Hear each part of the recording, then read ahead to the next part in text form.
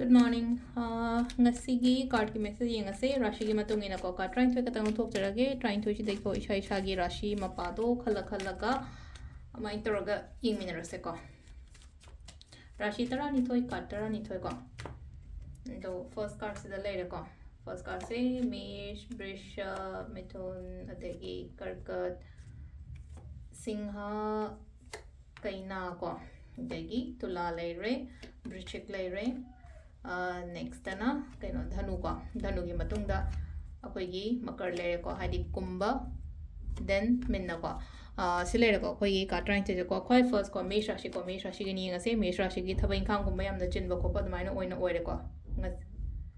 ngasi gi numit se thabak chin ba ko pa dei thabak se yamandana karamana hana tawduino ko toino kana khara khanjana gani ko fazana tawbiyo dum leino ko aduga ani shuba brush rashi gi oina sir lai se hadar ko chatpa khotpa दुमाइना गुम खर सु लेगनी को चथो खतो पसु खर लेगनी अदुगा सुम completion सुम लोइद ब थबै खांग गुम लुसिम बसु गमगनी को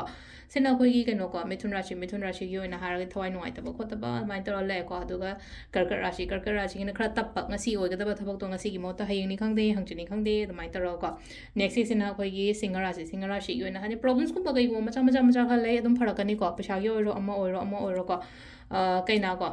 अना खलीब अना निंगीब अना पामीब अदुम मैम दो हाइतारे को फजना हाइदी खंदरगा खोलगा तौबियोन हाइदी को सिदा कनो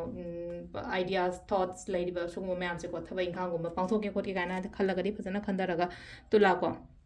चतोरीब थबक्तुदा हंथौना ले चलो ओइगनी को याम सेंग हाय कांदा